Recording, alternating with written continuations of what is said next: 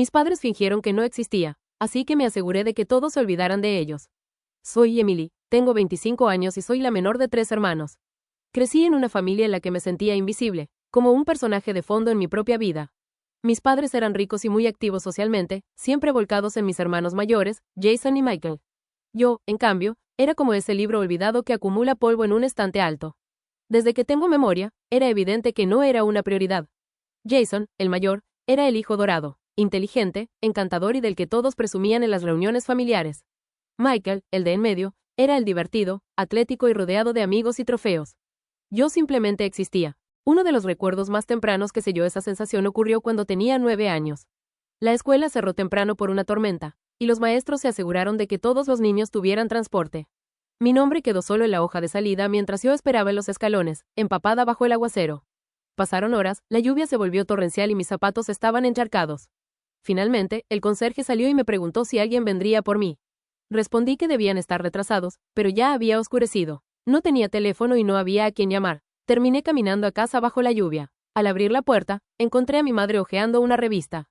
Apenas levantó la vista y me dijo, ya regresaste. La cena está en el refri. Mi padre no estaba, y mis hermanos jugaban videojuegos en la sala. Nadie se disculpó ni pareció importarle. No fue la última vez. Me olvidaban tan seguido en la escuela que mis maestros empezaron a ofrecerse a llevarme. El descuido era constante. Mis fiestas de cumpleaños eran encuentros sin entusiasmo donde mi madre invitaba a sus amigas y a sus hijos, no a los míos. Una vez la escuché decirle a una amiga que ni se molestaba en preguntarme a quién invitar, porque Emily realmente no tiene amigos. Jason se burlaba cada vez que yo intentaba compartir algo de mi día. Si obtenía una buena calificación o hacía un nuevo amigo, Michael rodaba los ojos y me decía que dejara de esforzarme tanto por llamar la atención. Llegó un punto en el que simplemente dejé de hablarles, lo que dijera terminaba en burla. Mi familia extendida conocía la situación, pero siempre justificaba a mis padres. Mis tías decían que debía portarme bien, hacerlos sentir orgullosos y así me valorarían. Una vez le confesé a mi tía Sara que sentía que no pertenecía. Ella me dijo que tuviera paciencia, que los padres eran más estrictos con las hijas. Mirando atrás, creo que ni ella lo creía. Todo llegó a un punto crítico en la preparatoria. Me refugié en los estudios y actividades extracurriculares para llenar ese vacío. Mis calificaciones eran casi perfectas y logré ser la oradora principal en mi graduación. Mandé invitaciones a la ceremonia, pero mis padres nunca respondieron. Ese día, mientras daba mi discurso, busqué sus rostros en el público, pero sus asientos estaban vacíos. Más tarde supe que habían asistido a un partido de baloncesto de Michael. Ni siquiera era una final, solo un juego de temporada. Ese momento confirmó lo que ya sabía. Yo no era parte de su mundo. Al elegir universidad, busqué lo más lejos posible. Sabía que debía hacerlo sola. Pese a su riqueza, mis padres no me dieron ni un centavo. Jason recibió un auto nuevo al graduarse y Michael tuvo su dormitorio totalmente pagado. A mí no me dieron nada. Sobreviví gracias a becas, trabajos de medio tiempo y préstamos. Al principio fue difícil vivir sola, pero también fue la primera vez que me sentí libre. Trabajé en una librería donde la dueña, la señora Kensington, se volvió como una madre para mí. También empecé terapia con la doctora Morales, quien me ayudó a entender que la negligencia de mis padres no era culpa mía. A pesar de todo, mis padres comenzaron a manipularme con culpa, dejándome mensajes pasivo-agresivos, que estaba demasiado ocupada para la familia, o que me extrañaban. Era irónico, considerando lo poco que les importé cuando vivía bajo su techo. Actualización. La gota que colmó el vaso fue durante una de mis raras visitas a casa. Entré justo a tiempo para escuchar a mi padre decirle a un vecino que solo tenía 2 hijos. Mi madre asintió, comentando que Jason y Michael ya los mantenían suficientemente ocupados. No fue un malentendido, realmente no me reconocían como hija. Esa noche hice mis maletas y me fui temprano, con la firme decisión de cortar todo lazo. No quería seguir siendo la hija olvidada, quería ser yo quien los olvidara. El día siguiente bloqueé sus números. Luego eliminé a mis padres, hermanos e incluso algunos familiares de mis redes sociales. Cambié mis contactos de emergencia en el trabajo y el médico, designando a mi mejor amiga, Julia, como mi contacto principal. Ella había sido mi roca y no dudó en apoyarme. Con ayuda de la doctora Morales, elaboré un plan para proteger mi vida de cualquier interferencia de mis padres. Revisé cuentas bancarias, préstamos y tarjetas para asegurarme de que sus nombres no aparecieran. Con el tiempo comprendí que muchos amigos de la familia eran solo extensiones de mis padres, minimizando mis vivencias con frases como, tus padres quieren lo mejor, o, así son ellos. Decidí cortar contacto también con ellos. Mis tías y tíos comenzaron a llamarme ingrata. Sara, a quien alguna vez le confié mi dolor, me dejó un mensaje de voz diciendo que estaba siendo injusta. Otro tío me escribió en Facebook que, la familia lo es todo. Borré su mensaje sin responder. Mis amigos cercanos, en cambio, me apoyaron incondicionalmente. Julia me recordaba que no les debía nada. Formamos un círculo pequeño pero fuerte, que me sostuvo en los momentos difíciles. Mientras tanto, avancé en lo legal. Contraté a un abogado para salir de un fideicomiso familiar y asegurarme de no estar atada económicamente a ellos. Mis padres no tardaron en reaccionar. Usaron conocidos para enviarme mensajes acusándome de dramática. Mis hermanos me mandaron disculpas a medias que eran más bien chantajes emocionales. Jason escribió: estás exagerando. Sabes que mamá y papá te aman. Michael añadió: estás haciendo la vida más difícil para todos. Solo vuelve a casa y hablen. Ninguno reconoció los años de abandono. Las tensiones subieron cuando recibí un mensaje de voz de mi padre, lleno de enojo, acusándome de egoísta. Lo borré a la mitad, pero entonces ocurrió un hito. Recibí una gran promoción en el trabajo. Era una noticia que, en otro contexto, habría compartido con la familia, pero ni lo pensé. Lo celebré con Julia y mis amigos en una cena. Fue un alivio estar rodeada de personas que realmente se alegraban por mí. Cuando llegaron las fiestas decembrinas, pasé por otra primera vez, celebrarlas sola. Siempre había odiado las reuniones familiares donde me sentía excluida. Ese año me quedé en casa, cociné algo sencillo y vi películas. Fue tranquilo, pero también la primera vez que sentí paz. Poco a poco, empecé a formar una familia elegida. Personas que realmente me querían y con quienes creé nuevas tradiciones. Mis padres hicieron un último intento de manipulación. Mandaron un mensaje a través de un conocido asegurando que mi madre había tenido un problema de salud. No lo creí. Ya habían usado tácticas similares antes. Esta vez no caí. Para mí, ya no era solo cortar lazos, era tomar control absoluto de mi vida. Si ellos podían fingir que yo no existía, yo también podía fingir que ellos no existían.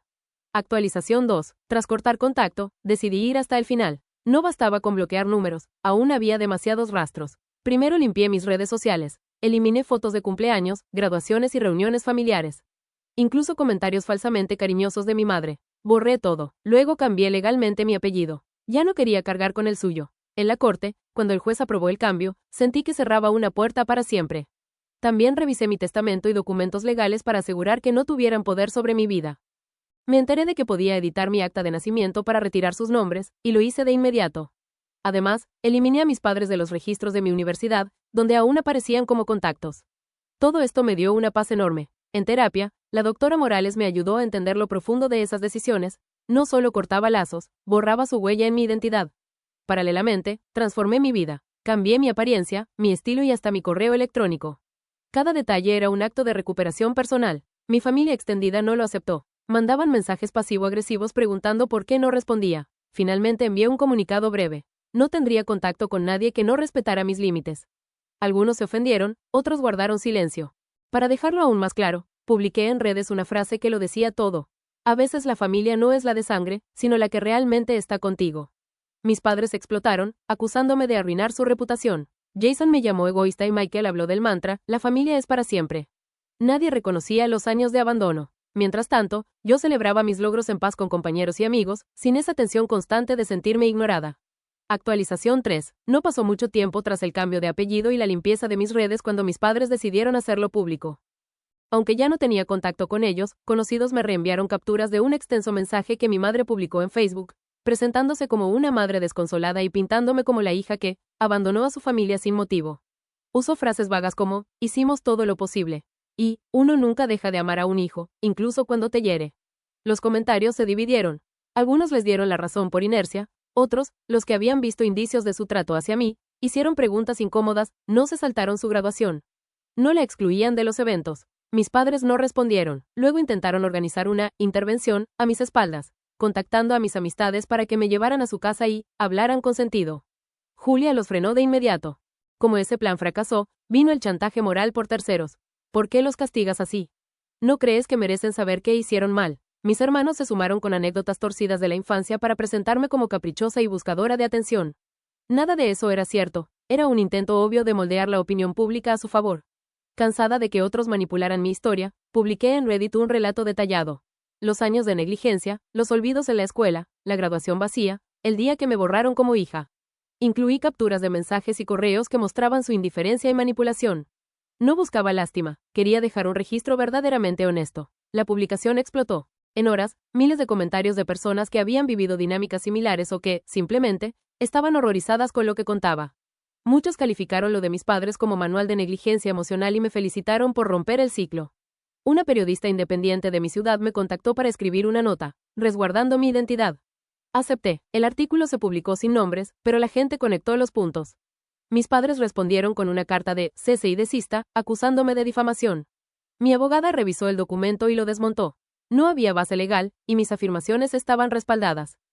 Publiqué un seguimiento en Reddit con más pruebas. Correos ignorando mis solicitudes de apoyo, textos de mis hermanos menospreciándome y la foto de los asientos vacíos en mi graduación. La reacción en contra de mis padres se intensificó y dejaron de hablar de mí en público. Jason, sin embargo, decidió redoblar la apuesta con un correo exigiendo que bajara todo, para no avergonzar a la familia, y advirtiendo que, de no hacerlo, me considerarían muerta para ellos. Michael envió un mensaje similar. Yo seguí en terapia. La doctora Morales me ayudó a procesar lo doloroso de ser vilipendiada por la propia familia y a concentrarme en lo que sí estaba floreciendo. Mi carrera había dado otro salto, mi red de apoyo crecía, y cada vez me sentía más anclada en una vida escogida por mí. Cerré los últimos resquicios de contacto, sin amigos en común, sin mensajes reenviados, sin noticias de ellos. Fue como si no existieran, y por primera vez, el peso emocional se levantó de veras. Actualización 4. Al cortar definitivamente los lazos y contar mi historia, surgieron giros inesperados. Una organización que defiende a niñas, niños y adolescentes víctimas de negligencia me invitó a hablar en un evento local. Era un grupo pequeño en un centro comunitario, pero fue un parteaguas. Relaté la infancia de silencios, los olvidos, la indiferencia, y el proceso de reconstruirme desde cero. Al final, una mujer se me acercó llorando para decirme que mi testimonio le dio valor para salir de su familia tóxica. Ese momento me acompañó por semanas. Empecé a participar en grupos de apoyo en línea para personas distanciadas de su familia. Compartía recursos, recomendaba terapeutas, orientaba sobre pasos legales y límites. No estaba en mis planes, pero me hizo sentido. Cada persona a la que ayudaba me recordaba el camino recorrido. Un día, en una cafetería, vi entrar a mis padres. Se veían casi iguales, salvo por algunas canas y una delgadez nueva. No me vieron y yo no les di la oportunidad. Tomé mi bebida y salí. Más tarde supe, por terceros, que su vida social se había resentido. Su imagen de familia perfecta hacía agua. La gente empezó a preguntarse por qué yo habría llegado tan lejos para cortar relación y sus excusas ya no convencían. Algunos familiares extendidos enviaron correos con disculpas parciales por haber minimizado lo que viví. Una tía admitió que notó la diferencia de trato, pero no quiso hacer olas. Agradecí el gesto en silencio y seguí. Jason y Michael, sin mí como blanco, comenzaron a pelear entre ellos, que si las preferencias, que si la reputación de la familia. Era irónico, considerando lo unidos que estuvieron para invalidarme. Una agente literaria leyó mi publicación y me propuso conversar sobre un libro. Dudé. Revisitar esas heridas no era sencillo, pero la idea de convertir esa experiencia en algo útil me sedujo. Acordamos reunirnos y bosquejamos un proyecto de memorias. En terapia, la doctora celebró mis avances. Ya no me sentía atada a la narrativa de mi familia ni a sus expectativas. Alcancé un hito personal. Compré mi primera casa. No era ostentosa, pero era mía. La decoré a mi gusto, con objetos que me daban alegría. Por primera vez, tuve un hogar. Entonces apareció una última carta de mis padres, reenviada desde mi dirección anterior. Páginas y páginas de lenguaje emotivo sobre cuánto me extrañaban y cuánto lamentaban los malentendidos. No era una disculpa, era una súplica sin asumir responsabilidades. No respondí, la quemé en el fogón del patio. Sentí que cerraba, por fin, esa puerta. Mi familia elegida celebró conmigo. Julia horneó un pastel y mis amigos trajeron plantas y libros para hacer la casa más acogedora. Adopté a Milo, un terrier mestizo con energía inagotable que llenó mi vida de juegos y paseos. Empecé a salir con alguien que conocí por amigos. Por primera vez, pude abrirme sin cargar con el pasado. Cambié el número de teléfono, último vestigio que me unía a aquella versión de mí. Con nuevo nombre, nuevo número y nueva vida, dejé atrás cualquier rastro de lo que mi familia había intentado definir. Actualización 5. Con el cambio de número y todos los puentes cortados, mi vida se transformó de formas que no esperaba. Mi historia siguió circulando y recibí mensajes de gente que, inspirada, dio pasos para salir de entornos familiares dañinos. Varias personas contaron sus propios finales felices y me agradecieron por mostrar que romper el ciclo era posible. Mi familia elegida se consolidó. Instauramos las cenas de domingo, rotando casas, con comida casera, risas y anécdotas. Descubrí que el afecto que quise de niña siempre estuvo al alcance. Solo necesitaba a las personas correctas. De pronto, el ruido de mis padres cesó. No más intermediarios, no más publicaciones veladas. Silencio. Quizás se cansaron, quizás se avergonzaron. Lo noté y respiré con más calma. Tiempo después, Jason envió un correo con una disculpa. Reconocía, sin profundizar, que me había herido y quería reconstruir algo. Le agradecí el gesto, pero fui clara. No estaba lista para retomar nada. No era rencor, era autocuidado. Profesionalmente, di un giro significativo. Conseguí un trabajo soñado en una organización que apoya a niñas y niños en acogimiento y a jóvenes que escapan de hogares abusivos. Mi labor consistía en campañas de sensibilización y recaudación. Sentí, por primera vez, que todo lo vivido desembocaba en sentido. Continué mi proceso personal con la doctora Morales, desarmando capas antiguas de dolor y celebrando lo que iba sanando. Nació entonces una idea: crear una pequeña iniciativa para financiar terapia y mentorías a jóvenes descuidados. La montamos con colegas, creció despacio, pero con una respuesta cálida y constante. Un día revisé una caja de fotos familiares que seguía guardando por culpa. Fui pasando imagen por imagen, eligiendo qué conservar y qué soltar. Al final, casi todo se fue. Fue liberador. Entendí que podía honrar mi historia sin perpetuar los recuerdos que me anclaban al daño. Para celebrarlo, organiqué con acento agudo una cena en mi casa. Brindamos por los comienzos y por la familia que construimos. Julia, fiel a su estilo, llevó un pastel con un mensaje de libertad escrito en betún. Poco después, un medio nacional contó mi historia dentro de un reportaje sobre cómo romper la negligencia generacional.